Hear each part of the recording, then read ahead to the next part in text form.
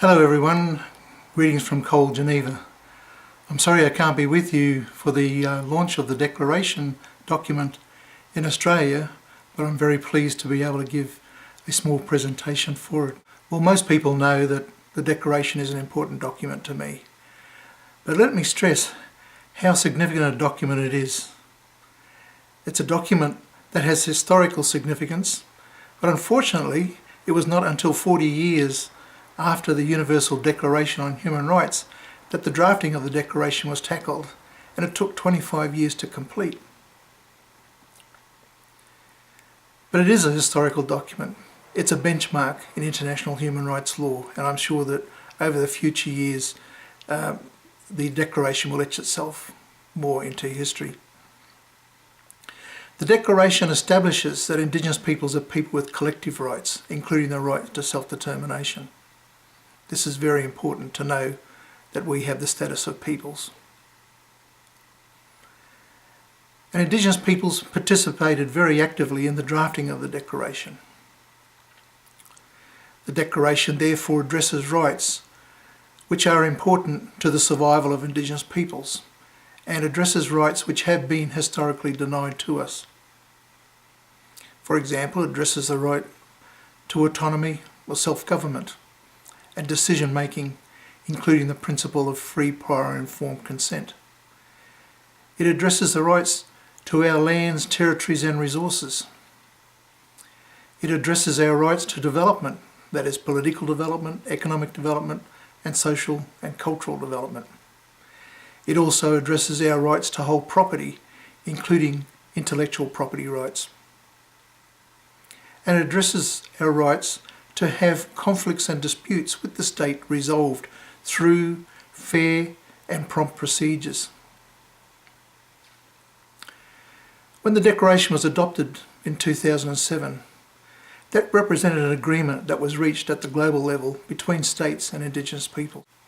But it's important to know that the rights in the Declaration can only be fully realised through cooperation and partnership between governments and Indigenous peoples.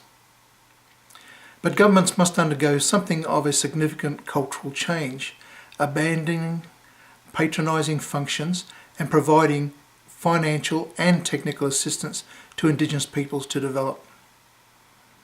Also, Indigenous peoples, we must revise our strategies. We must organise and build our infrastructure and capacity to manage our own affairs, including the important role of governance. I'd like to tell you a little bit about myself and why the Declaration is important to me. First off, I've worked almost 40 years now to address the rights of Indigenous peoples. My experience began at a very early age when I joined the Australian Public Service at 19 years of age. I have since then worked almost half of my career with the national and the Queensland governments, including reaching the highest levels of administration, such as running departments, devising policy for the governments and advising ministers. But I've also worked half my career in community-controlled organisations with wide experience in health services, legal services, land councils and cultural organisations. And also during my community-based career, I worked in representative organisations. I was Secretary General of the National Aboriginal Conference, and also I was an ATSIC Regional Councillor, and I became an advisor to the first and only elected ATSIC chairperson. Coming from Queensland, I was, in the early age, involved in the fight against the Bjelke-Petersen government and the Black Axe.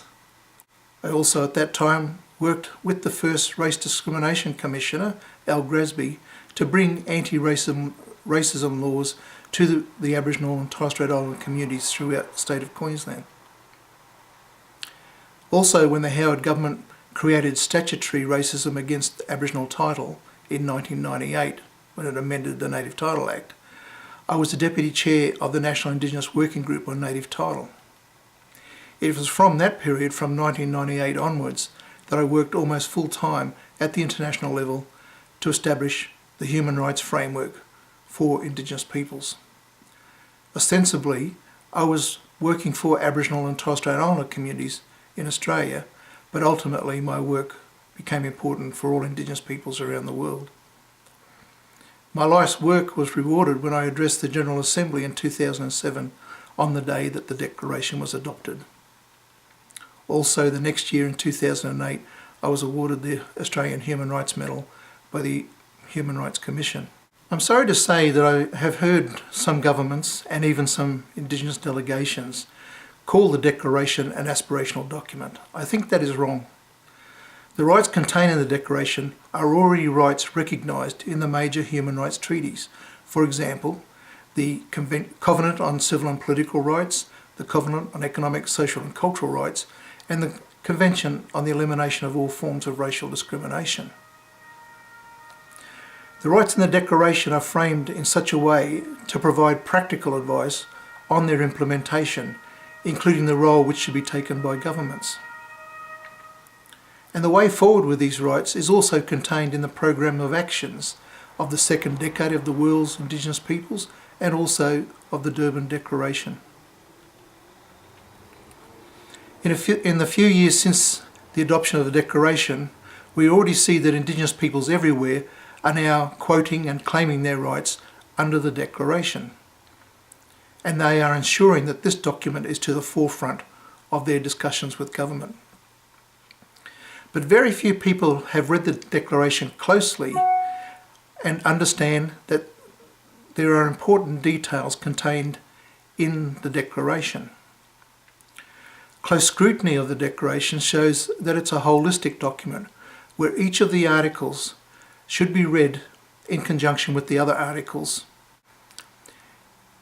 In Australia, we have to overcome 200 years of control of our lives to learn again how to enjoy and defend our right to self-determination. We have to examine the ways in which we have run our affairs in recent decades and look for greater authority and how to make our own decisions. We have to learn how to say no to government and how to demand our own solutions be put in place. But this must happen with government backing. But all of this can only happen when our people and the government and the public better understand our human rights. They have to understand how Aboriginal and Torres Strait Islander people have a right to continue our existence as peoples and as Indigenous peoples in Australia. We must read and understand the Declaration. I therefore commend the Commission for publishing this document on the Declaration. I think it is well set out to get people to read it and to understand the context of our rights. Well, I must leave you now, but let me again say I'm sorry that I can't be with you. I would have really enjoyed to have been present for this launch. And let me again thank the Commission, but in particular the Office of the Aboriginal and Torres Strait Islander Social Justice Commissioner, and especially Andrew Gargett for the great work that he's done on this document. Thank you and goodbye.